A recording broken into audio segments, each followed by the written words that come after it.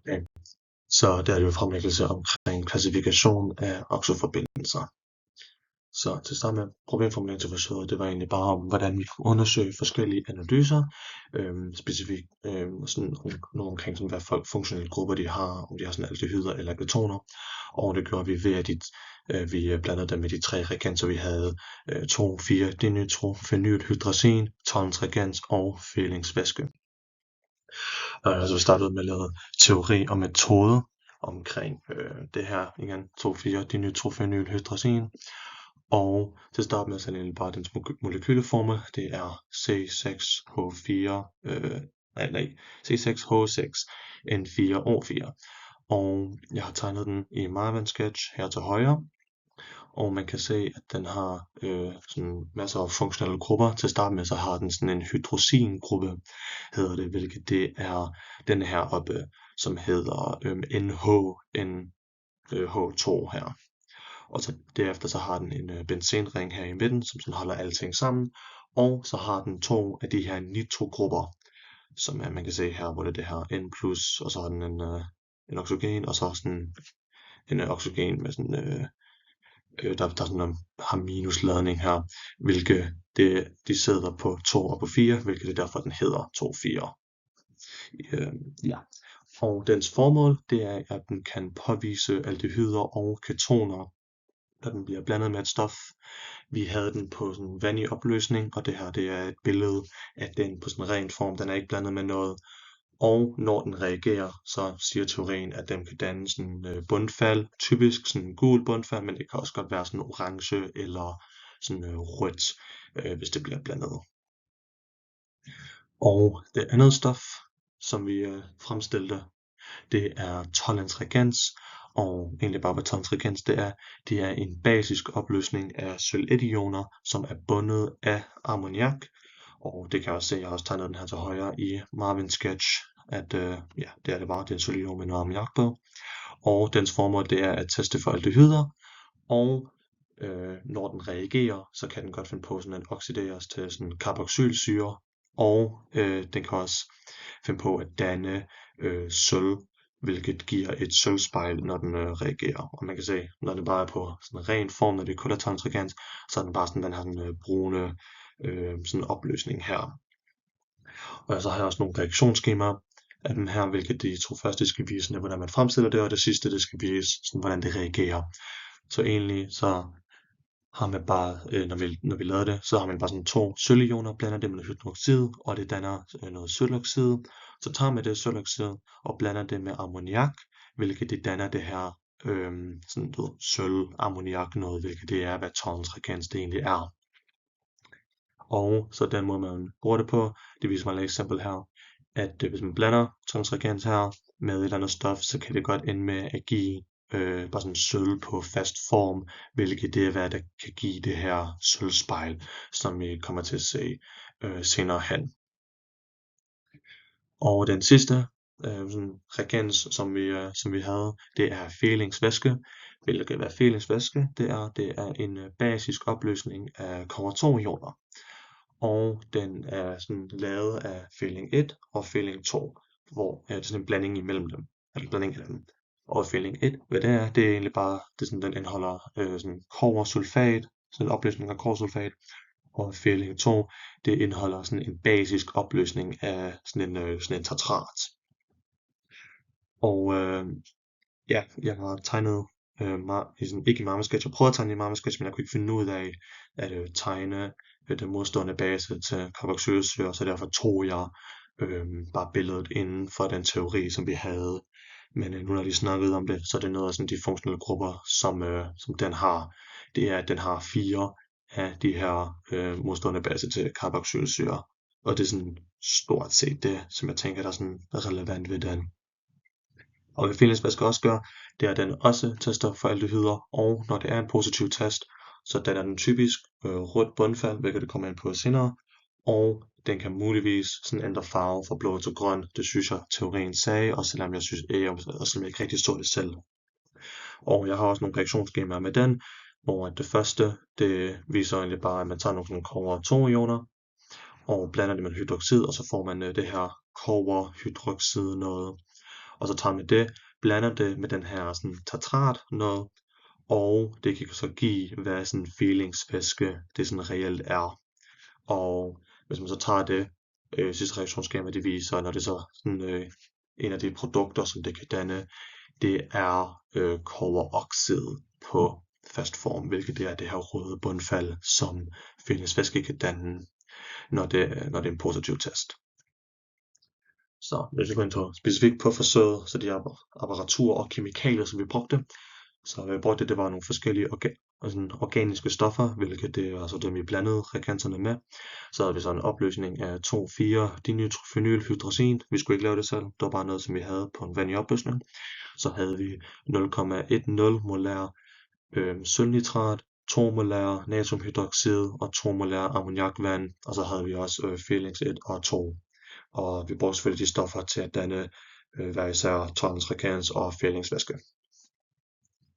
Og så de apparaturer vi havde, det var, at vi havde nogle mikroreagensglas i en brøndpade, hvor vi skulle blande alting op i. Så havde vi nogle minisreagensglas, så havde vi sådan en etpinde dwarfrør bæreglas, som vi brugte til vandbad. Så havde vi en petriskål af glas, en alkade, en spaler og plastpipetter. Stort set bare alt, vi skulle bruge til sådan at blande de her stoffer her. Og så fremgangsmåden er meget simpel. Vi startede egentlig bare med at fremstille de her reagenser her, blande tingene op, så vi fik tolerancereagens og fældningsvæske. Og så opsatte vi sådan vandbadene. Det var sådan helt noget kogende vand ned i sådan en bæreglas der. Så fordi at de her tolerancereagens og fældningsvæske, jeg fik det ikke helt nævnt før, men de gider ikke helt at reagere ordentligt, medmindre at vi giver den noget varme, og det er så hvad vandbadene det er til for. Og ja, så skulle vi egentlig bare blande reagenserne med analyserne, og de analyser, jeg vælger at snakke om den her fremlæggelse, det er glukose og husholdningssprit. Og det vil jeg så komme ind på nu. Så iagttagelser med glukose og 2,4-dinitrophenylhydrazin, det kan man så se på billedet her til højre, at det ligner, det er en positiv test, fordi at den har dannet gult bundfald. Kan man godt se, det går lidt svært at se, men jeg synes godt, jeg kan se det. Og det burde så betyde, ifølge teorien, at i glukose så er der enten aldehyder eller ketoner i det. Det er sådan set bare, hvad det her forsøg det viser. Og så iagttagelse for glukose blandet med tolerancereagens, det er, at man kan se her, at når tolerance reagerer med glukose, før den er blevet lagt i det vandbad, så har det sådan mistet helt farven, ligner det. Det ser måske lidt sølvagtigt ud, men det ligner egentlig bare sådan lidt vand. Men så efter at den kommer i vandbad, og det så har reageret for det her varme her, som kan hjælpe med reaktionen, så kan man virkelig se, hvordan der er kommet et sølvspejl på, hvilket det sådan giver god mening ud fra teorien. Og så har jeg også et reaktionsskema med her, som kan forklare det lidt bedre. Når man tager glukose her, C6H12O6, og blander det med, og jeg tror jeg kom til at sige, at glukose på vanlig opløsning, det tror jeg ikke det var. Jeg er rimelig sikker på, at det bare var, det var på fast stof, at vi var heldige ned i det. Det er en sådan fejl, jeg har lavet. Men ja, det er lige meget. Vi har blandet det med tolerancereagens her, og det giver så det vigtige herover, det er, at det giver det her sølv her, hvilket det er det, der giver det her sølvspejl her, det er, at der kommer noget sølv ned i det. Hvilket det viser en klar sådan positiv test for aldehyder, hvilket giver rimelig god mening, fordi i glukose så er der aldehyder i. Så ja. Sidst med glukose, det var med fældningsvæske, og den er også lidt interessant, fordi man kan se her i starten, når det kun er fælings og glukose, før der kom i vandbadet, så ser den overhovedet ikke ud til at reagere, men efter at den er kommet i vandbadet, så kan man virkelig se en reaktion, at det komplet skiftet farve fra blå til rød, hvilket det vil give en positiv test, eller vise en positiv test for aldehyder. Men det giver ikke helt mening, fordi ifølge reaktionsskemaet, som vi viser her, så når man blander glukose med de her kobber-2-ioner, som der er i fældningsvæske, så burde det give det her kobberoxid, som er på fast form, men det ligner ikke helt, at der er bundfald i den her opløsning her. Hvilket det kan godt være, at det så bare ikke sådan 100% er reageret eller et eller andet, så den ikke har dannet bundfald. Det kan jeg ikke helt fortælle, men der er jo nok stadig en eller anden form for reaktion. Mit bud på det er, at det har ikke dannet super meget af det her kobberoxide, så man ikke kan sådan 100% se bundfaldet, men det har nok stadig dannet en lille bit smule af det, fordi fordi der er en eller anden grund til, at den har fået den her røde farve, og det kunne den jo sådan set kun have fået fra kobberoxiden, hvilket vil gøre den rød. Ja, det er et eller andet. Altså jeg ser det som om, at den er en klar test for aldehyder i glukose, hvilket det giver rimelig god mening. Så skal vi snakke om husholdningssprit blandet med 2,4-dinitrofenylhydrazin, hvilket generelt så var det her sådan lidt et fejlet eksperiment, hvilket er derfor, jeg vil sådan vælge at bringe den op, at man kan se til venstre her, at det ligner lidt, at der er blevet dannet noget gult bundfald, og selvom at det burde den ikke, og grund til at den ikke burde det var fordi, at husholdningssprit, der er ikke nogen aldehyder i, der er ikke nogen ketoner i, fordi det er bare sådan en alkohol. Ja, det giver ikke helt så god mening, hvorfor den så har reageret, muligvis, men det har den så gjort. Men ja, udover det, hvis den havde reageret, så ville det vise, at det enten vil være aldehyder eller ketoner i, men det giver ikke nogen mening, for det er husholdningssprit. Ja, og det er sådan set det samme med Tons regens, at man kan se, at især efter, at den er kommet i vandbadet, så har den dannet det her sådan sorte bundfald. Jeg tror i hvert fald, det er bundfald i, men det er i hvert fald klart sort, hvilket normalt vil være sådan en positiv test for aldehyder. Men fordi at det er husholdningssprit, så burde der ikke være nogen aldehyder i, hvilket forstår jeg ikke helt, hvorfor den har reageret. Hvilket det burde den ikke, men ja, det har den.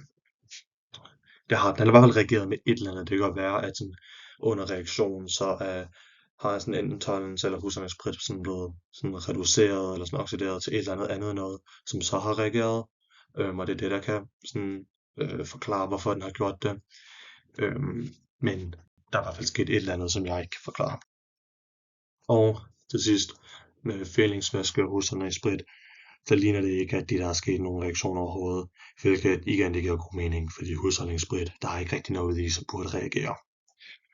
Og ja, jeg tror ikke rigtig meget mere at sige om det. Så sådan som konklusion, så var eksperimentet sådan nogenlunde succesfuldt. Altså glukose blev klart påvist til at have sådan mindst en aldehyd i, hvilket det giver rimelig god mening for glukose, fordi det ved jeg i hvert fald, at det har den. Men husholdningssprit giver ikke helt så meget mening, fordi den burde ikke reagere, men det ligner alligevel lidt, at den har reageret med sådan tolerance og muligvis også det her 2,4-dinitrofenylhydrazin, hvad den hedder. Ja, men det er min fremlæggelse, så ja.